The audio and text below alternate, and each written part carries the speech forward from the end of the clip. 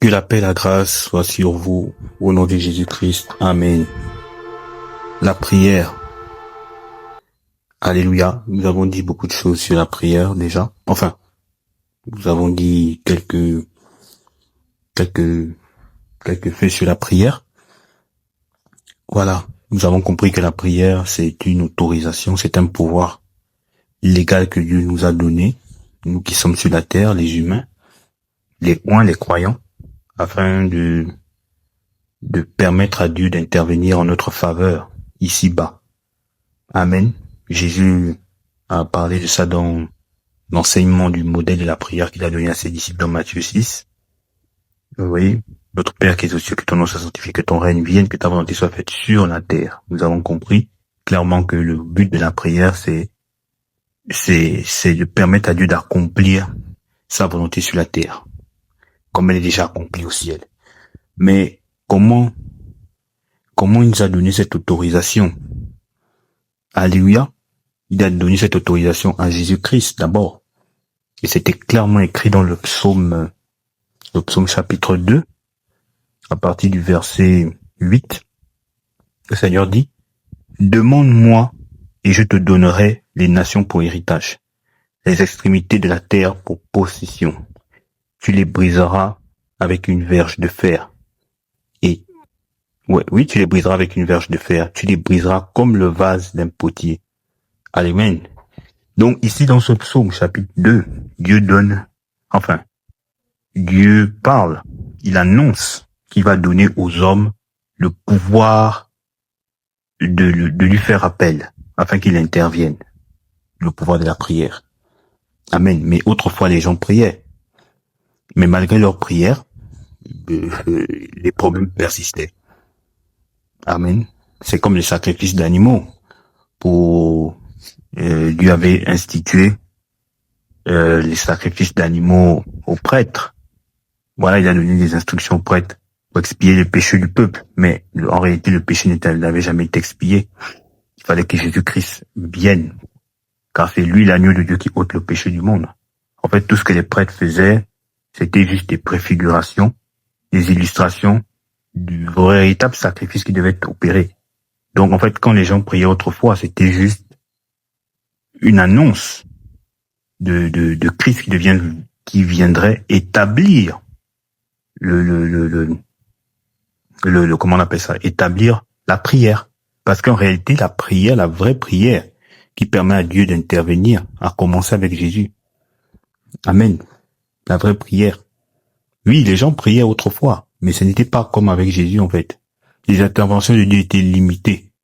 Et c'était limité qu'à 3 catégories de personnes. C'était limité aux rois, aux prêtres et aux prophètes. Mais dans la nouvelle alliance, ce n'est plus limité à ces 3 catégories de personnes. C'est à la disposition de tous ceux qui croient. Tous ceux qui croient en Jésus-Christ ont le pouvoir de prier et être exaucés. Amen. Voilà, donc, Dieu dit, demande-moi les nations pour héritage et je te les donnerai. Donc Dieu nous donne le droit, l'autorisation de lui demander les nations pour héritage. Les nations, ça représente les humains qui sont dans les pays, etc. Parce que le premier besoin de Dieu, c'est que tout le monde soit sauvé, tout le monde soit à lui. Et si Dieu a une armée sur la terre, il peut facilement exaucer pleinement sa volonté, réaliser pleinement sa volonté et stopper le mal qui sévit sur la terre. Amen. Et demande-moi les extrémités de la terre pour possession. C'est-à-dire conquérir les territoires qui ont été conquis par Satan, par les occultistes, voilà, afin que Dieu puisse régner sur la terre. Donc, c'est dans ce psaume que Dieu annonce le pouvoir de la prière. Et ce pouvoir a été démontré clairement par le Seigneur Jésus-Christ. Et Jésus-Christ nous a transféré ce pouvoir. Amen. Il nous a transféré ce pouvoir et par ce pouvoir merveilleux, nous pouvons tout recevoir de la part du ciel sur la terre. C'est-à-dire que, en fait, nous, on ne réalise même pas le pouvoir qu'il nous a donné, en fait. On ne réalise pas ce pouvoir-là.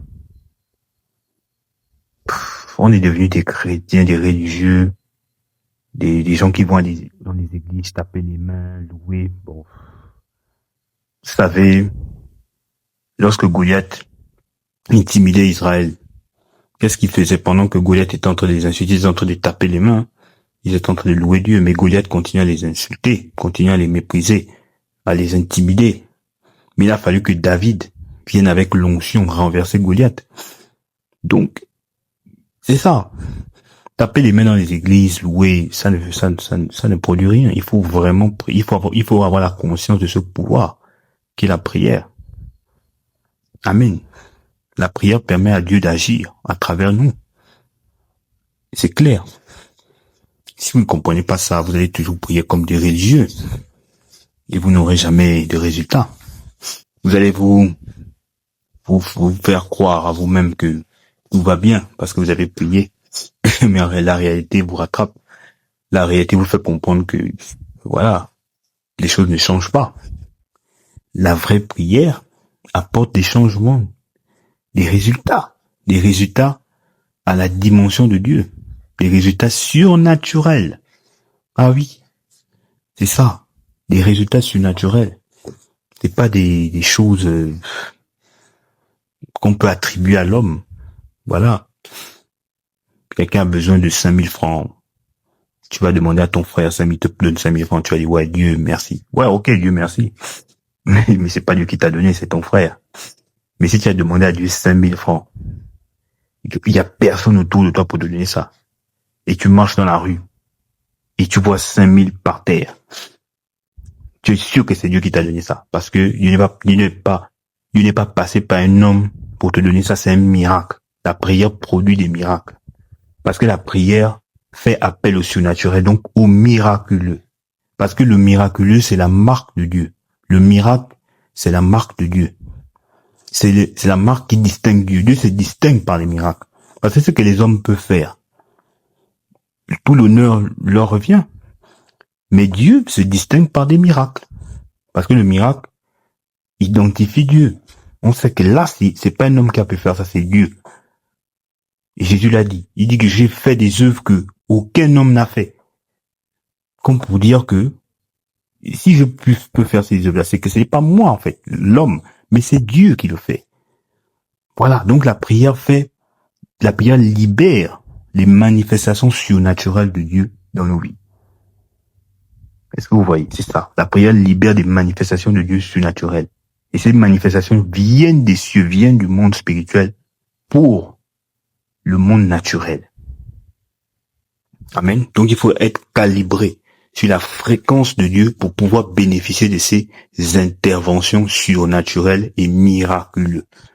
Voilà. Parce que quand Jésus priait, il y avait des miracles. Quand Jésus exerçait, il y avait des miracles. Vous me direz, oui, c'est Jésus, c'est le Fils de Dieu. Et que c'est normal. Mais Jésus, il était fait homme, comme nous. Pour nous montrer que il a fait ça en tant qu'homme. Il n'a pas fait ça en tant que Dieu. Donc vous aussi, par la foi, vous pouvez faire les mêmes choses que lui. Jean 14, verset 12. Celui qui croit en moi fera les œuvres que j'ai faites. Il en fera même des plus grandes. C'est clair. Pourquoi? Parce que Jésus nous fait comprendre que il n'a pas fait tout ce qu'il faisait en tant que Dieu, mais en tant qu'homme. La preuve, il se faisait appeler fils de l'homme. C'est pour dire que vous, si vous avez la foi, vous êtes connecté à Dieu. Vous pouvez faire ce que j'ai fait. Si vous croyez, si vous êtes connecté à Dieu, si vous marchez par l'Esprit de Dieu, vous pouvez faire ce que j'ai fait. Et vous ferez plus. Parce que je m'en vais au Père. Et quand il va au Père, qui vient le rejoindre? Qui vient le remplacer? C'est l'Esprit. Donc, si vous croyez en Jésus, vous recevez son Esprit, le même Esprit qu'il avait, et vous pouvez faire ce qu'il a fait plus. Voilà. C'est clair. Donc, arrêtons toujours de dire que oui, Jésus a pu faire ce qu'il faisait, c'est parce qu'il était Dieu, etc. Ouais, il est Dieu. Il est Dieu, c'est pas faux. Mais Jésus aussi, il nous a donné le pouvoir de devenir enfant de Dieu, selon Jean chapitre 1, verset 12. L'enfant de Dieu, c'est qui? C'est Dieu. Voilà. Le petit d'un chien, c'est un chien. Le petit d'un lion, c'est un lion. Sauf qu'il est petit, il va grandir pour devenir comme son père. Voilà. Donc le fils, il est comme le père. Qui a vu le père, dit Jésus. Celui qui voit Jésus voit le père. Puisque le fils est l'expression, la manifestation visible du père. Nous sommes les manifestations visibles de Jésus. Nous sommes des extensions de Jésus. Nous sommes sa prolongation. En réalité, nous devons faire ce que Jésus a fait. Mais comme nous ne sommes pas calés sur sa fréquence, voilà pourquoi on ne fait pas ce qu'il fait. Voilà. Mais nous sommes des enfants de Dieu, oui, ok, mais on ne fait pas ce qu'il fait. Ce n'est pas normal. Parce qu'on ne connaît pas qui on est. On est des religieux. On n'est pas des gens spirituels, des gens calibrés sur la fréquence de Dieu. Parce qu'on est réellement calibré sur la fréquence de Dieu, on obtient les mêmes résultats que Dieu. Jésus est clair. Celui qui croit en rien n'est impossible à Dieu, plutôt. Rien n'est impossible à Dieu. Et tout est possible à celui qui croit. Ça veut dire que celui qui croit et comment on appelle ça? Celui qui croit fait les mêmes choses que Dieu. Parce que rien n'est impossible à Dieu et tout est possible à celui qui croit. Quel est le lien qui permet à celui qui croit de faire ce que Dieu fait? C'est la foi. Donc quand vous marchez par la foi, vous faites ce que Dieu fait. Amen. Vous obtenez les mêmes résultats que lui. Donc, on ne fait pas les miracles, on ne manifeste pas le surnaturel parce qu'on est Dieu, mais c'est parce qu'on est connecté à celui qui fait ça. C'est aussi simple que ça. Ce n'est pas notre nature qui nous permet de faire des miracles, mais c'est la foi, donc l'exercice de notre foi qui permet à cette nature de se déployer. C'est ce que Jésus a fait. Il avait la nature de Dieu, mais il a dû exercer la foi pour pouvoir faire ce que Dieu fait, pour pouvoir manifester sa divinité. Et la divinité, nous l'avons en tant qu'enfants de Dieu. Le psaume 82 dit clairement que j'avais dit vous êtes des dieux, vous êtes tous les fils du Très-Haut. Pourquoi Dieu le dit? Parce que, en réalité, vous êtes mes fils, mais vous devez faire des choses que je fais. Parce que tel père, tel fils, mais malheureusement, vous ne le faites pas. Parce que vous ne connaissez pas qui vous êtes. Vous ne savez pas qui vous êtes, en fait. Vous êtes aussi longtemps que l'héritier comme un enfant indifférent et un esclave. Tant que vous êtes enfant spirituel, vous êtes ignorant, vous ne connaissez pas qui est Dieu, vous ne connaissez pas la parole de Dieu, les principes de Dieu. Vous vivez comme les simples hommes. Vous ne vivez pas selon le règne de Dieu. Et c'est pas normal. C'est pas normal. C'est des choses qu'il faut refuser. Si Dieu est venu dans votre vie, c'est pour se manifester. Il n'est pas venu en vous pour, comme un objet de décoration. Il est venu pour régner. Il est venu pour se manifester. Il est venu pour se déployer à travers vous. Alléluia. Ok. Donc, Dieu nous donne l'autorisation de prier. Donc, le pouvoir de prier pour lui faire appel. Mais comment prier? Parce que c'est ça le problème. Parce que même si nous savons que nous avons ce pouvoir de prier, nous avons l'autorisation de demander à Dieu des choses et avoir la garantie qu'il réagisse, il réponde. Mais il faudrait maintenant qu'on sache comment le faire. Parce que justement, la prière suit un protocole, suit une ligne directive. On ne prie pas juste pour prier. On doit prier selon un code, selon un schéma, selon un protocole. Amen. Et prochaine fois, nous allons parler de ça. Soyez bénis au nom de Jésus-Christ. Amen.